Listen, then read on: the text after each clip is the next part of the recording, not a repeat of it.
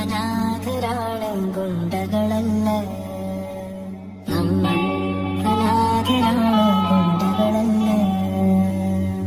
എന്തിനാട കൊന്നിട്ട് ഇയാളുടെ മകളും നമ്മളെ പോലെ തന്തയില്ലാതെ ജീവിക്കാനാണോ?